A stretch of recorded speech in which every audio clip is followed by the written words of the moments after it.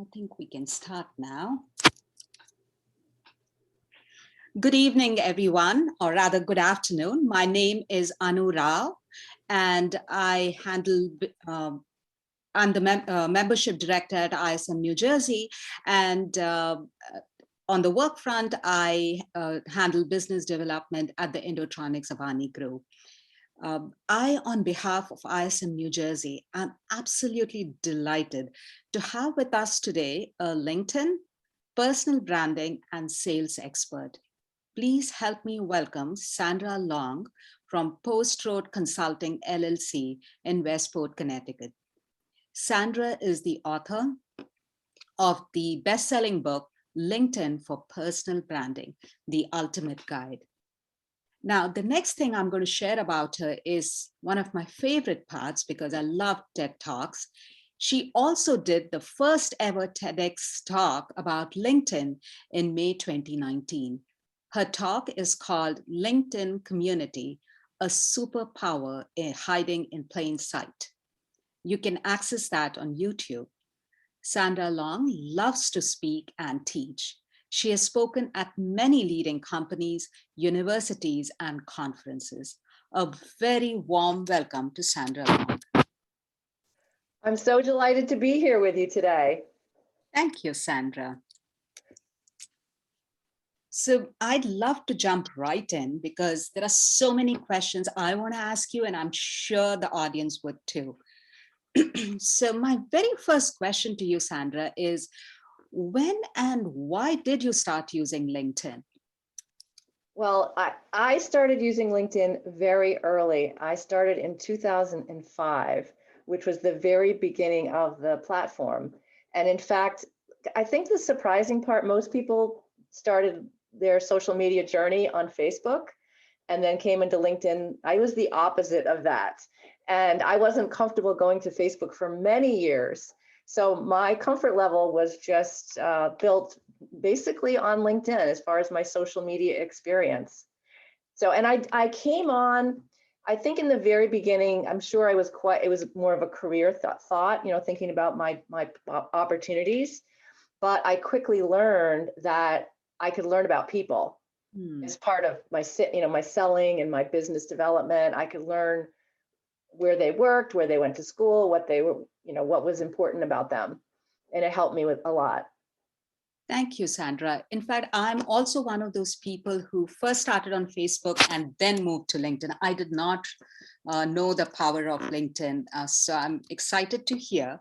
How did that early LinkedIn experience impact or rather help you springboard into your work as a LinkedIn expert? Well, I would say that early experience, just like everybody else, I made a lot of mistakes. And so I was making my mistakes very early on before anybody knew what mistakes were. So it was great because I had people coming to me asking me for help before I started my business. I had people, I worked at a corporation before. That was my first career. I'm in my second career. And in my first career, people were asking me how do I connect and how do I do a profile and all those kind of questions. And I realized, after all those years of me playing around, I had learned quite a bit. So yeah, I mean, all of us are starting at some point, and we all have our own experience. And I think most people in the beginning are nervous about it, or they don't have confidence. And so because I was able to start early, it helped me really be able to launch my business. That's so interesting, and that helps me segue into the next part of our discussion is personal branding. And I know you have seen the relationship between the two. So let's start with, why is personal branding even important? Well, super question and super important. I think that people today are more likely to appreciate the importance of personal branding. I think years ago, folks thought of it mainly for celebrities or that it didn't apply to them. But I think because so many people across, not just LinkedIn, but across all of social media, the topic of personal branding has become more acceptable or people understand it. And for me, it's all about setting expectations with, the people that are in your community, having them, if they have set expectations, then you can hope that they will refer you.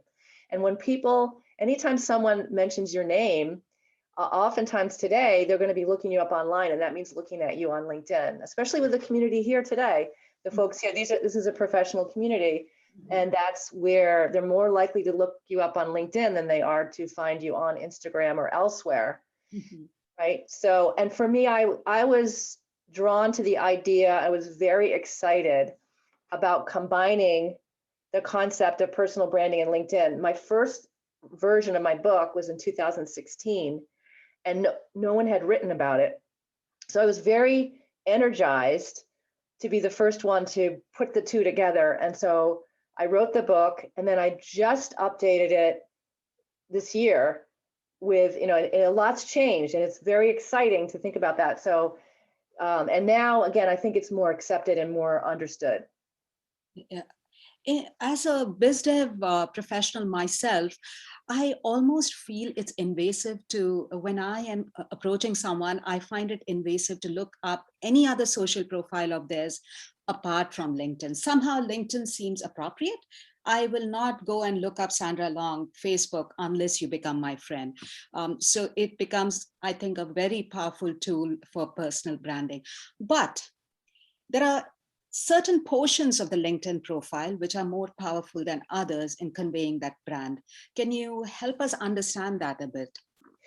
Sure, I'm happy to talk about that. One thing I want to step back though and say is that your personal brand, I used to think of it as really tied to your profile, but one of the things that's evolved in my thinking is your personal brand, your profile is a part of that, but also your network and community is a part of it, and also your content. So the idea of personal brand is broad. Now, of course, the profile is the first starting point. And the most important thing is what's called the introduction card at the very top of your profile. And that means you've got your headshot, your background banner, your headline, which is something that you create in terms of describing yourself. It's also got a link to your company and to your school. And a link to your contact. That piece right there is what most people will see when they look at your profile. That top part, it's very important. Now, of course, I love the featured section, which is where you can feature content just below there. And the about essay is extremely important because this is your opportunity to position yourself. Like, you can have where you work and where you went to school, and you can have a headline. That's all great. But it's like snippets. When you have that opportunity to write about yourself, it really helps you frame what you're all about and make sure that people understand kind of what's important and your unique value. So that's really key as well. So as you're talking, I am running through my mind the various profiles I've seen, and some of them, I don't know why, they make me laugh. They seem so inappropriate. So what are some of the worst mistakes you have seen people making on LinkedIn? So there's a million mistakes that can be made. There's mistakes on profiles, there's mistakes on engagement.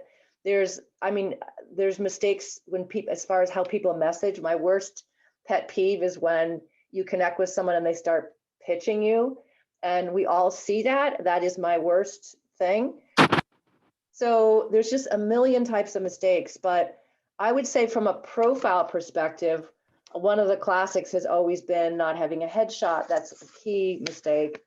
Or, I'd say even if someone has taken the time, I've seen this happen. They've taken the time and they've invested in creating a nice profile.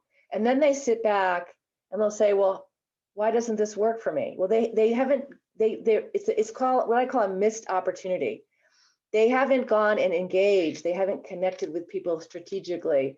They haven't started conversations. So they're missing out on the opportunity.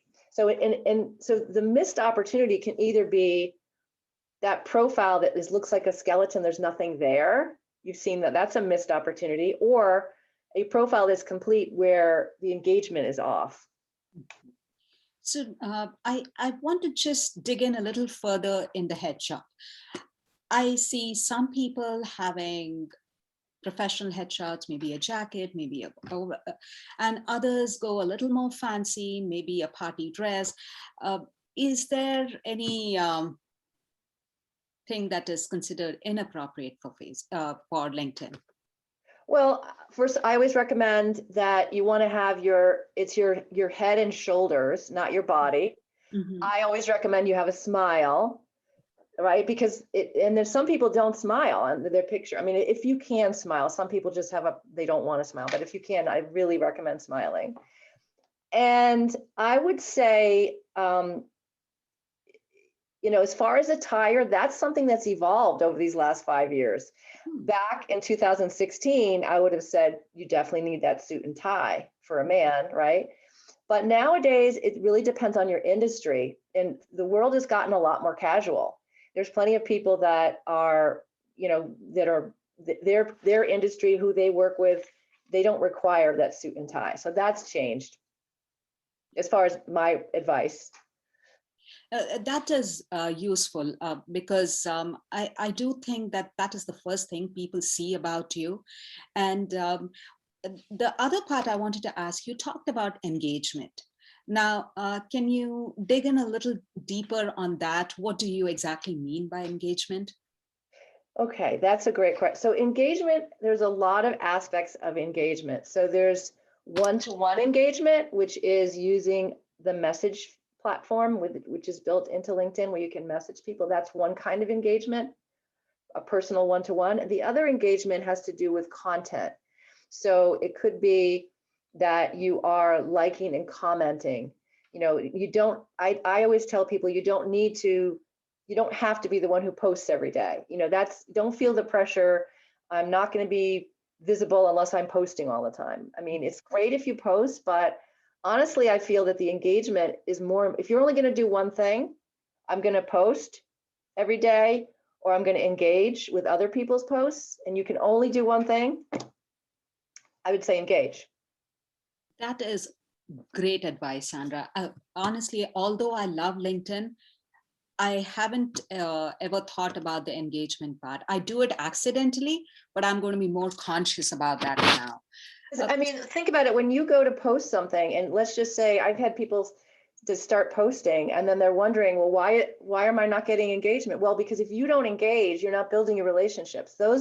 That engagement is a springboard for a conversation. I've had times, even in the last month, where I've added a comment, someone else has commented. I've been invited to speak on podcasts. I've been hired to come in to do LinkedIn training, all because of commenting. Thank you, Sandra. At this moment, I just want to pause for a second and mention that if you have any questions as Sandra is speaking, do put it in the chat box and we will definitely get to it towards the end. But do continue posting your questions as we go along. So back to talking about personal branding on LinkedIn. You already talked about some tips, but do you have some more tips for beginners or people who have a presence on LinkedIn but don't really use it? So some beginner 101 tips. Well, for the beginner, first, before they jump to the computer, they need to really think about themselves and how they want their brands, right? And that's like the beginning couple chapters of my book. I talk about how to think about yourself. And, part of it is what you write. We mentioned about the essay, but part of it are the visuals. And it makes a complete package of who you are. And who do you want to attract? Who do you want to appeal to? It's very different if you're in a job search, or if you've got your own business, or if you're an employee. And what I'm seeing lately is more and more people that are doing multiple things. You could be an employee, and maybe you're also a volunteer, or you're an employee and you have a side hustle, a business that you're doing, right? I think, so we're seeing more and more of that. So then it's important to really think about how you want to position all of those things that you're doing. So you'd use your experience sections, and you'd use the about, and you'd use the visuals to do that. So thinking before jumping to the computer is the first thing for the beginner. And I also say for beginners, work on your profile first and then make strategic connections. Don't worry so much. There's a lot of cool things you can do with LinkedIn, but if you're really new, just get your foundation. Your foundation is a great profile, and start connecting with people that are in your industry that you know, that you've worked with. That right there is such a valuable foundation. And once you've done that, then you can move into some of the other content pieces and whatnot. That's great advice, Sandra. And I want to move a little more specific in the same direction. ISM is Institute of Supply Management. I have been a member of it for years. Amazing bunch of supply chain and procurement professionals. And that is a little different from sales, biz dev, marketing. So, your words of advice for supply chain professionals. Well, first of all, I'm very happy to be here with supply chain professionals. I've had a couple of instances in my career that I've gotten to work with supply chain professionals, and it's great. I would say a couple things. First of all, your profile is very important. Again, to be specific about the kind of expertise that you have, because there's a lot of very interesting expertise. And I think bringing that out, not just saying you're a supply chain professional, but being specific about the kind of projects or the kind of approach that you take is going to be important. And the other thing, as you're connecting to people, they're going to look at your profile, because those relationships are going to be really important for you, whether it's a career change or whether it's a collaboration, a partnership, a thought leadership opportunity that's going to be important.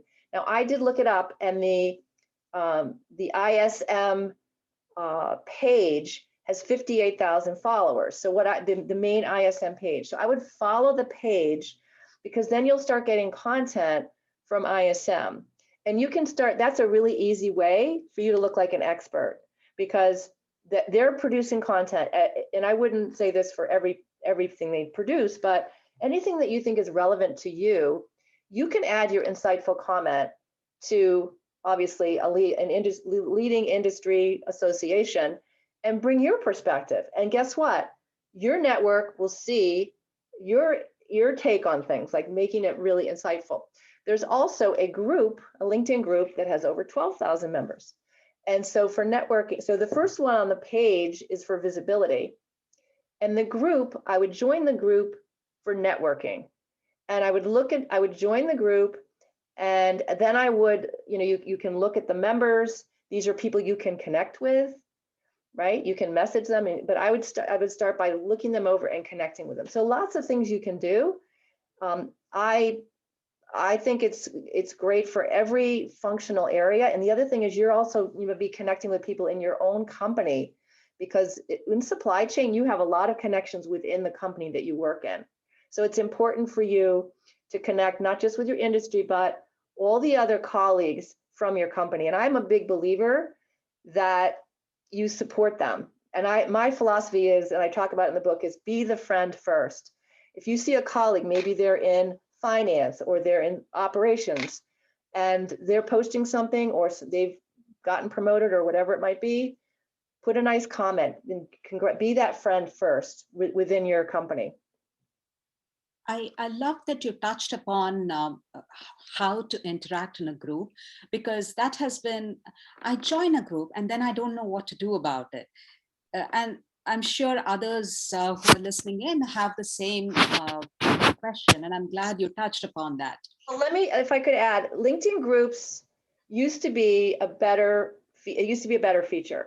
Mm-hmm. It's kind of gone downhill. So if you're frustrated, I understand. Okay. They're going to be making a lot more, they're always changing things, and there's going to be some new enhancements.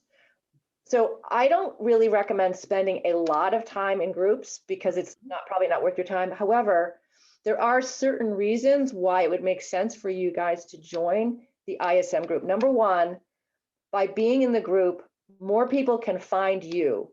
You'll be more visible, not only for the ISM people, but in general. It's going to give you much more visibility. And secondly, you can find people in your industry So, and you can connect with them. So those are the main reasons. I mean, maybe you want to start getting involved in the content. I'd have to look in the group to see if the group has valuable content. A lot of groups do not. A lot of groups, people just put up links. But if you're going to get involved, you want to be making valuable comments and valuable posts. So you have to decide that piece of it. But definitely for your visibility, for people to find you and for you to message and connect with people, I think it's great. Thank you, Sandra. I'm definitely going to take your bit of advice.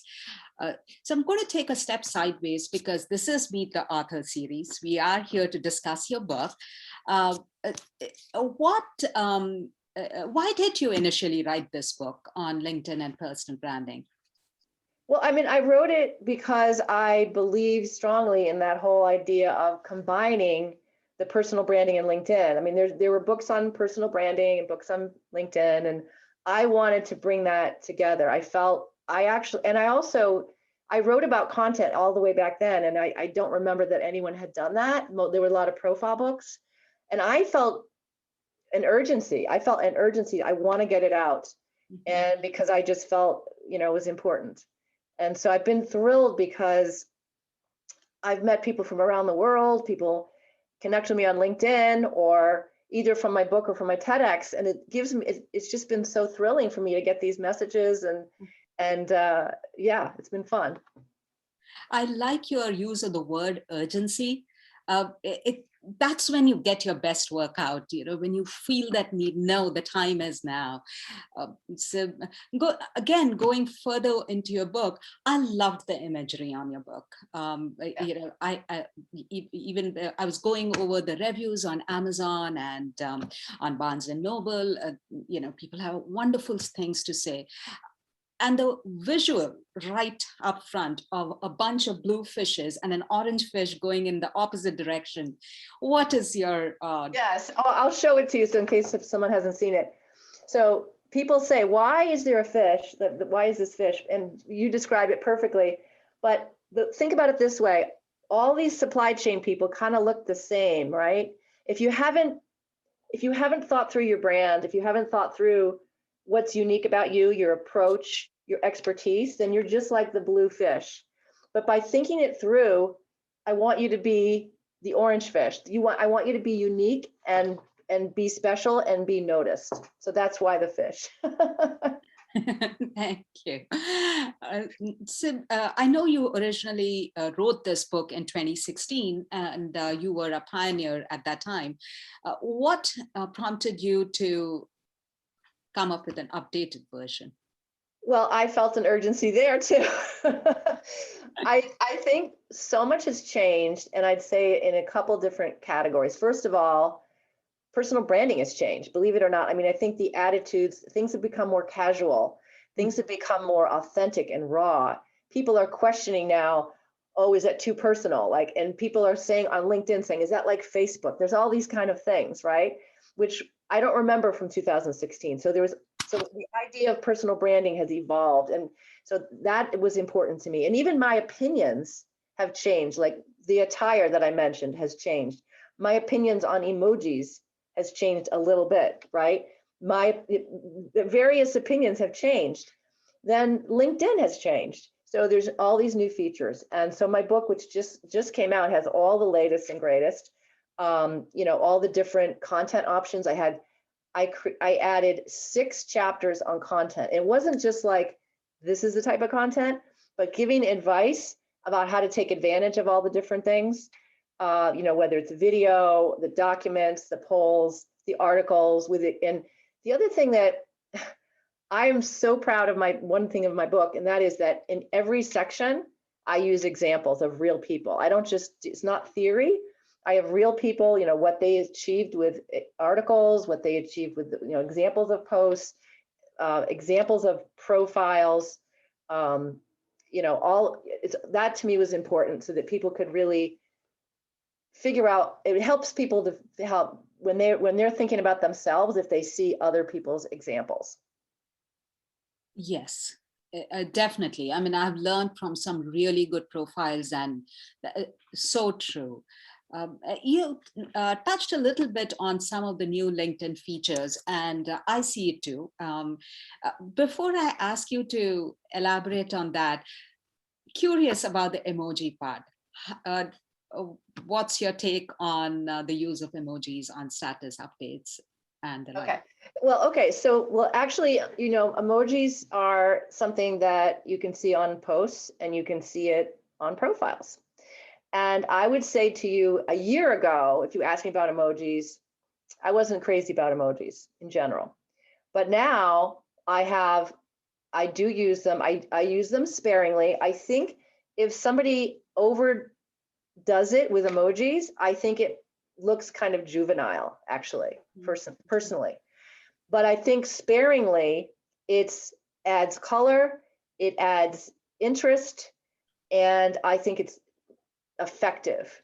So you'll notice if you go to, hopefully people here will go to my profile and you'll see in my about section, I use it sparingly and I hope effectively.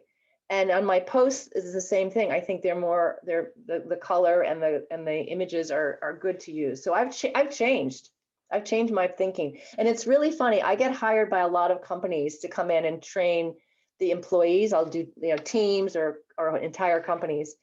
And we go through this whole exercise with profiles. And one of the things I always ask the employees is, at the end, I usually do like a survey.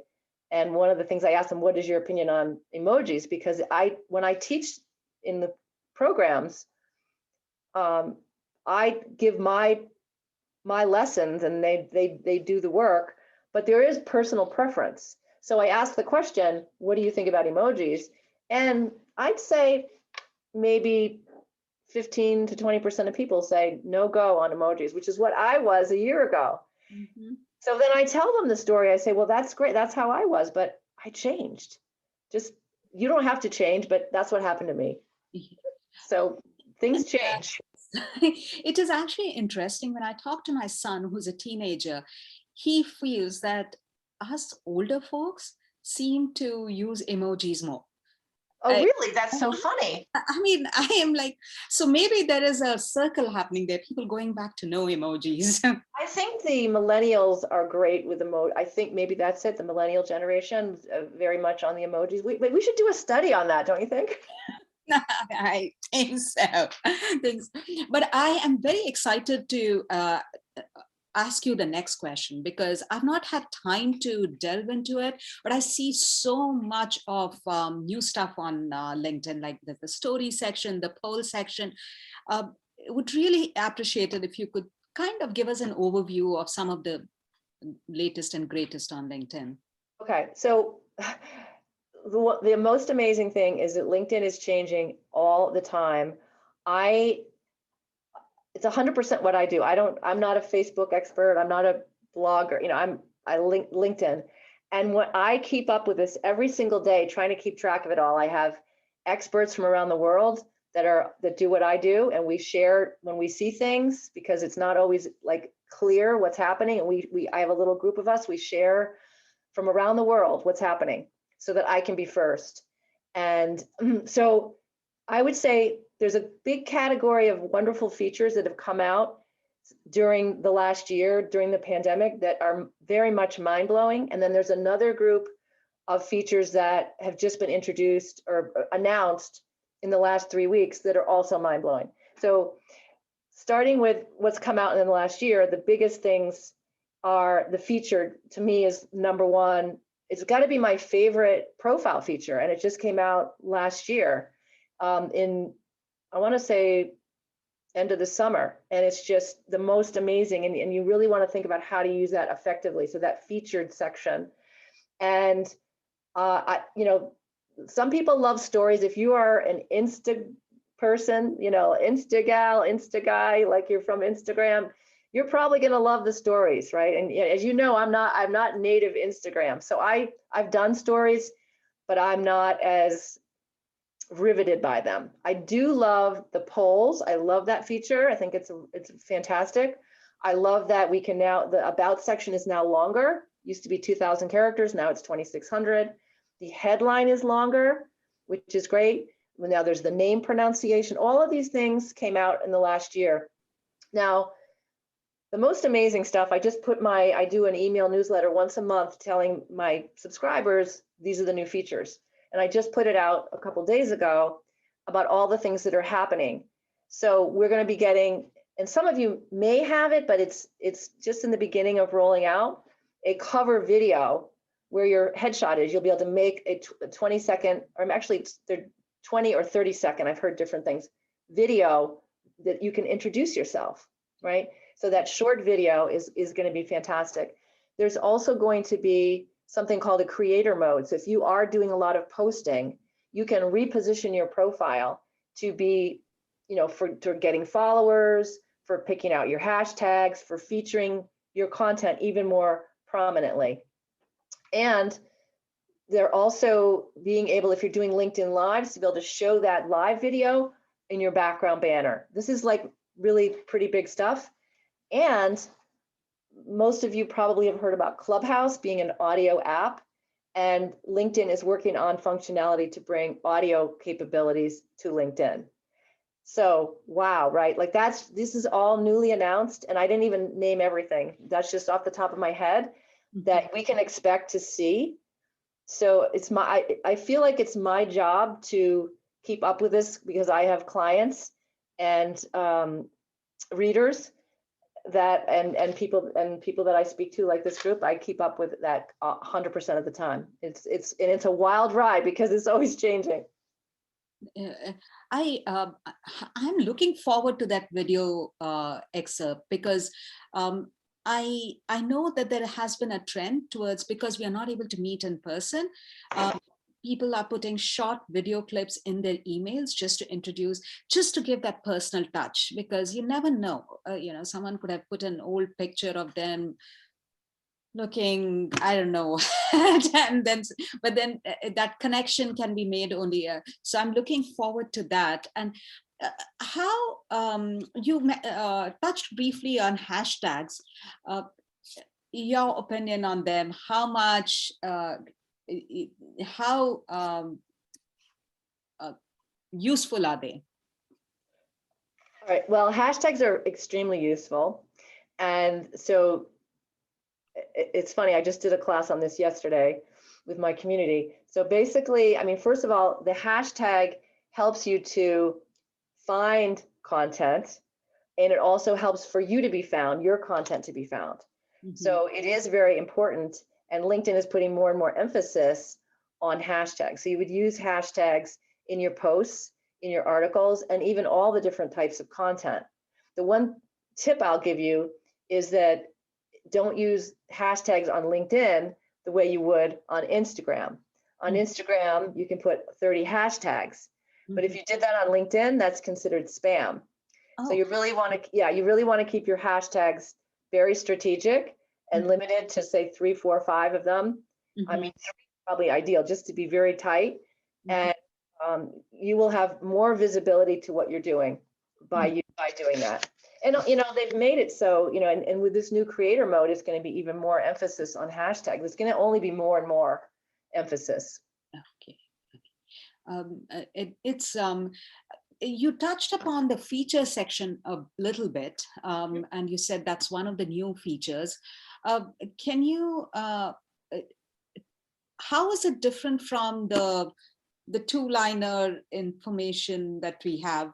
Is that different? I mean, on your LinkedIn profile, you have a 2-line summary about yourself, and then where does the feature come in? So, all right. So what you're talking about is the headline. Okay. Yes, which used to be 2 lines, and now you can go like almost 4 lines because there's more characters. That's the headline. If you scroll down this new featured section, you can highlight a video, a PowerPoint, an article, or a post. Okay. If you haven't seen it, anyone here who hasn't seen it, you can go to my profile. Mm-hmm. And when you go to my profile after, and please invite me to connect, by the way. Mm-hmm. But you go to my profile and you scroll down, you'll see very prominently my book, a video, and there's all kinds of featured content, and it's wonderful. And you just have to think, if you're not sure what to put there, just think strategically about, maybe it's a page from your website. It could be again, a PDF that's, really important for the type of work you do. It could be an article or a post that you did that you want to highlight. It's wonderful. That's very useful, Sandra, because I did not know.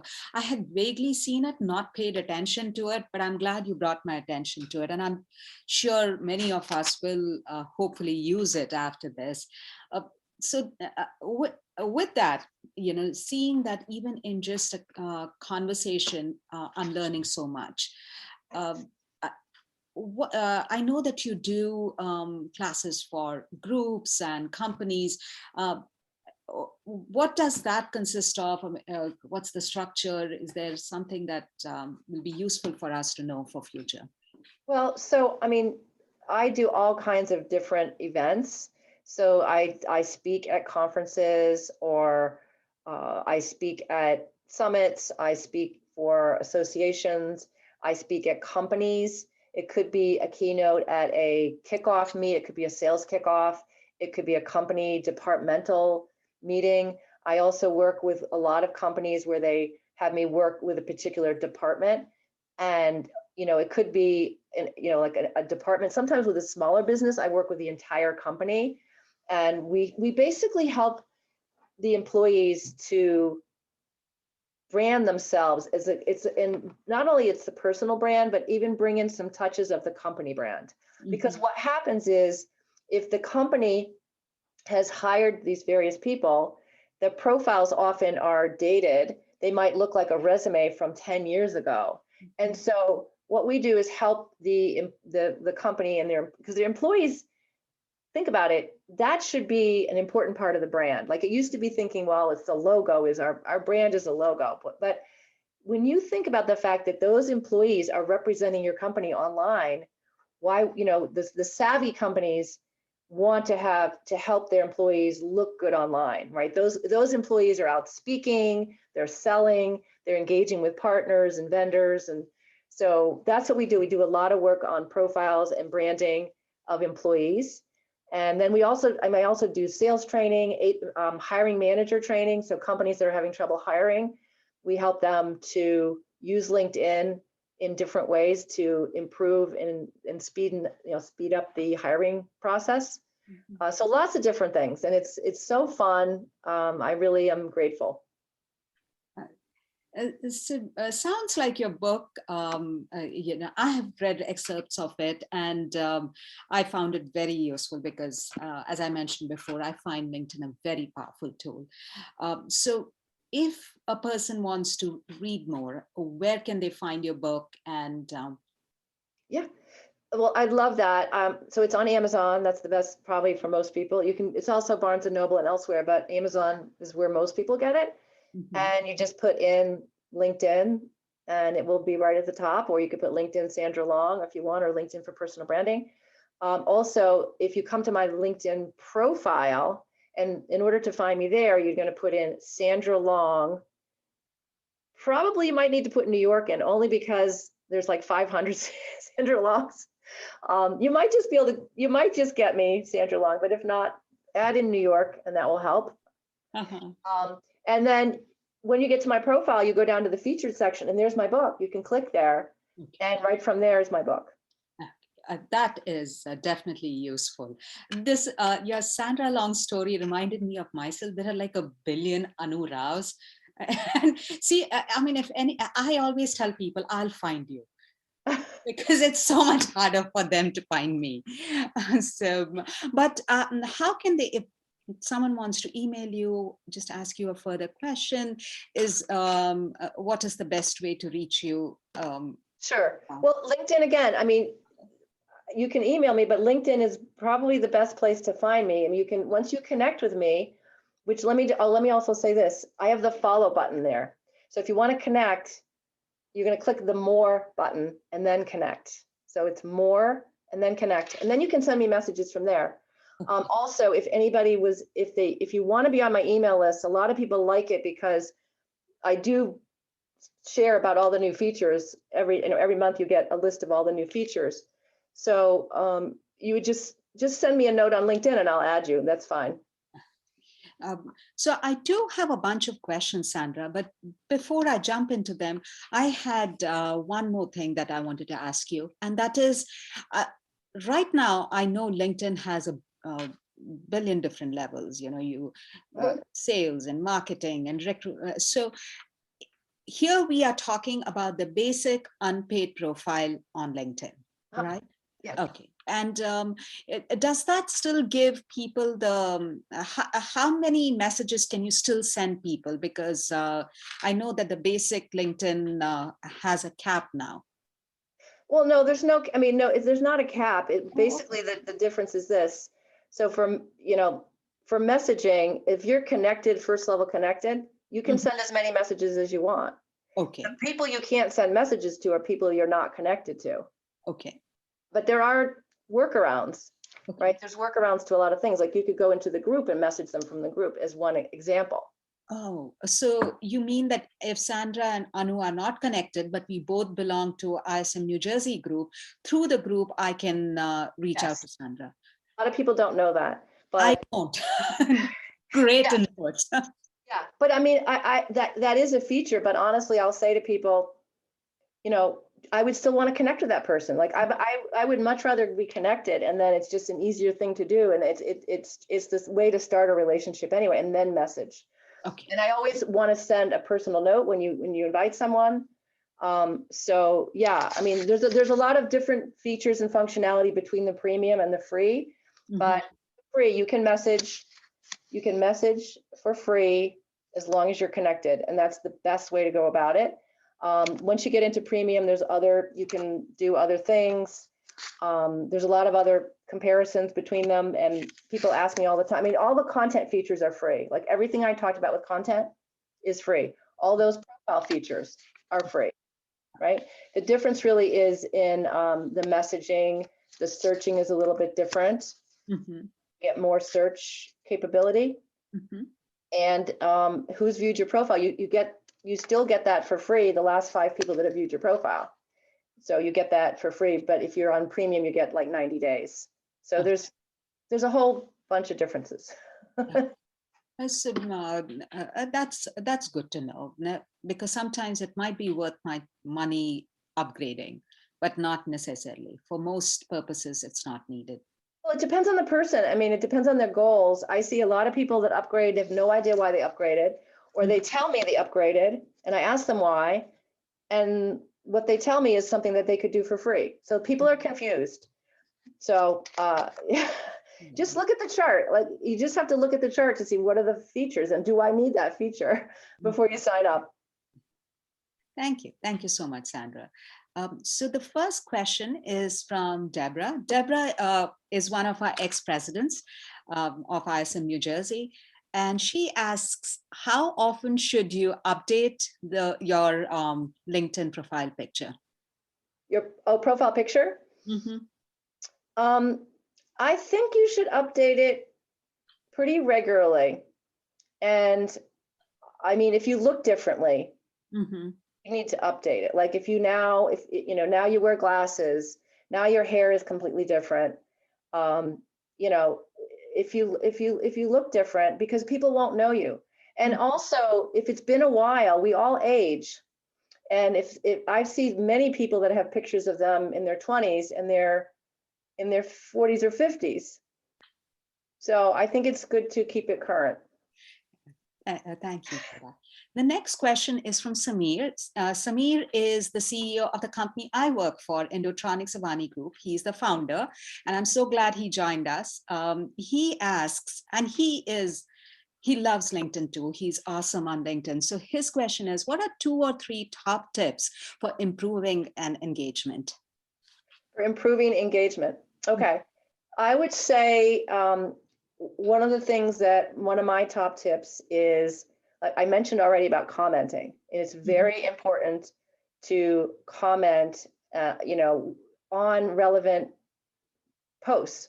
So I would use the hashtag to find, like, so if you wanted to do hashtag supply chain or whatever the keywords are, and pick out, in fact, it's a good idea for you as a professional to come up with what are those hashtags that are relevant to you. so that you're ready to go every day. I've even saved them. I've saved a search, like, you know how you can create a search for posts on LinkedIn. And then I've actually saved that to my bookmark. So I've got like hashtag sales, hashtag social media, whatever those hashtags are. I've got them all saved on my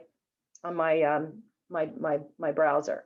So that every day I'm going to go in, I'm going to quickly look, and I can scan through what are people talking about those various topics, and then I can, be a part of those conversations. The other thing I do is I save my search for my first level connections. So every morning I look at what my first level connections are posting. Mm-hmm. I comment on them. Mm-hmm. And I get, like I said, I get invitations for podcasts. I get people wanting to have me come into their companies and train their employees. And because the visibility is great. I'm glad you asked the question about engagement. It is really important. So these are my little systems. You want to create a little system for yourself that maybe every morning, you know exactly what hashtags, you know exactly what searches you're going to do. Bingo, put it on your screen and find those that are the quality. Just because someone's got a link to something, no, I want a quality post that is showing thought leadership that I can add to. Mm-hmm. So correct me if I'm wrong. So what you're saying is on LinkedIn, I can save my searches? No, you're not gonna. I just save them. I save them onto my. I bookmark them. Okay. And you can do the same for hashtags too, the trending hashtags.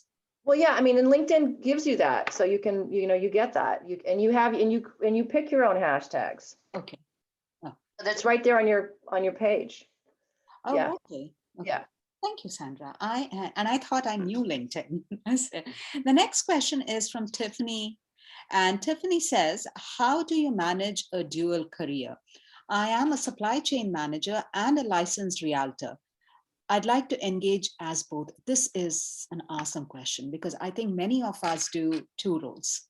Yes, I love this question. And in fact, it's so prevalent that I changed the piece in my book about it. So it's really a portfolio career. You're not doing one thing, you're doing multiple things. We've seen more and more people have a side hustle, have two things they're doing. And,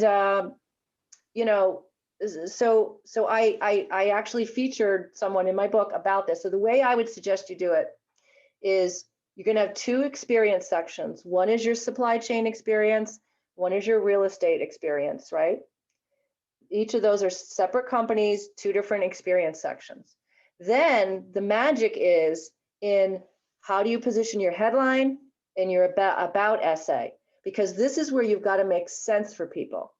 If you have those two experience sections and you don't have a good essay, people aren't going to know what to think about you. They're going to be confused. They're going to say, I don't get it. Oh, in fact, in my book, I have an example of someone who has exactly this situation. She was an HR person. She's an HR person who had her own business. And so I have that example in there because it's becoming more common. So that about essay is going to make or break you when you're doing two things, right? Because I want people, when they come to my page, I want them to understand how I am professionally in the world, how I fit in, how I can help them, no matter where they come from, because people from the realtor world are going to look at you. People from supply chain are going to look at you, and we want all those eyeballs when they come to your profile. You want it to make sense for each of them. Thank you, Sandra. That is, I'm sure Tiffany took a couple of points down there. The next one is from Larissa Cohen. And Larissa is, to introduce her, she is, I used to be the co-chair of the Women in Leadership Conference till last year. And Larissa is one of the young ladies who's taking over from me. So I'm very excited for the new Women in Leadership Conference. And I hope you'll join us this year. And she asks, what are the benefits/pitfalls of being visible or private? Okay, well, I mean, it gets back to what your goals are on LinkedIn. And I believe that this is your best professional digital presence is LinkedIn. I mean, so I might have fun on Facebook and Instagram, but I want my LinkedIn to come up first in my Google search. I want it to be completely public. I put time into it. I've had a lot of different clients. I had one client, and I'm always talking to my clients about the fact that you want to be public. This is the site you want to be public. Mhm. I had one client that had to keep private, and she was the wife of an FBI agent. I was doing a program down in Washington, D.C. And she said, I have to be, and she was a recruiter, so she had to use LinkedIn. So we turned off her visibility on Google. We turned off her last name. And we basically put in all the privacy settings. But for anybody else, I would never recommend that. Thank you. I struggle with that sometimes too, but I always remind myself LinkedIn is a professional presence. If I'm taking a stand on anything, it is something that I need people to know, because that is a form of engagement too. Yeah, I mean, privacy, like for me, my family is private, right? This isn't about your family. This is all professional, so I think that you should feel, for most, I don't know the person who asked if they have a particular situation, they might, but I would say, it is your professional presence, and we're there because we want people to find us, to notice us, to engage with us, to ask us questions, to build relationships. That's why we're there. Yes. Thank you so much, Sandra. I absolutely enjoyed talking to you in the past hour, learned a lot, and I'm sure all the people who attended did too. At this point, I don't have any further questions for you. The chat section, and we are anyway reaching the top of the hour. I did not realize we could talk about LinkedIn for an hour. The further questions I have for you, I'd love to get on a one-on-one chat with you. I am already connected with you on LinkedIn, and I strongly urge everyone over here to connect with her, and she has great updates, and you will definitely step away learning from her. So thank you so much, Sandra, for joining us today. Thanks for having me. We've been talking about this. Sorry, people don't want to let you go. Okay. Anmol, she asks, should a LinkedIn profile be written? Oh, this is a great question. Should a LinkedIn profile be written in first person or third person? First. Okay. Thank you. That's a quick answer, right? And I'm very, very much, I'm very strong about that. First person, yes. Even the headline, even the summary, everywhere use first person. Well, the headline, no. The headline is different, but the essay and the experience section and the volunteer, all those sections where you're writing about yourself should be in the first person. Okay. Yeah. Now that you mentioned volunteer section, I just have one last question before I let you go. How important is it to have those aspects also in place, the volunteer, the other clubs that you're involved, the education? How relevant are they after I have worked for some 25 years? Okay, they're super relevant. First of all, education, you definitely want to have all your education in here, because your education is how people are going to connect with you, how people are going to find you. And it definitely makes a difference in terms of the LinkedIn search. You definitely want to have your education. There's no question about it. I'm a big believer that the volunteering and the organizations, so for those of you that are volunteering with ISM, you want to put that in your profile. I mean, and it's a way that when you think about when you're connecting with those people, they'll see that you're also a volunteer. And that's really, really important. And also your clients and your internal partners at your company, they will see that you're professionally connected in what you're doing. I mean, there's just all kinds of benefits for putting in your volunteering, whether it be with ISM or whether it be with the Red Cross or whatever it might be, a local board that you're on. I think it helps people learn about you. You're not just where you work. And that's another big thing that I talk about in my book is who you are as a person is really important. And that's a great way for you to share what you care about. So absolutely, all of that's key. And I'm glad you asked that question. Thank you. Thank you, Sandra. And Mark Klaas says exactly what I would have loved to say. Bummer that I didn't have this information 10 years ago. So with that, I'll say thank you so much, Sandra. Hopefully once this pandemic is behind us or in control, I'll meet you in person too. Yes, I would love that. And I look forward to anyone wanting to connect. Please, Sandra Long, New York, click on the more button, and then you can connect and send a note. I'm looking forward to it. And I loved talking with you so much today. I really appreciate it. Thank you. Thank you, Sandra.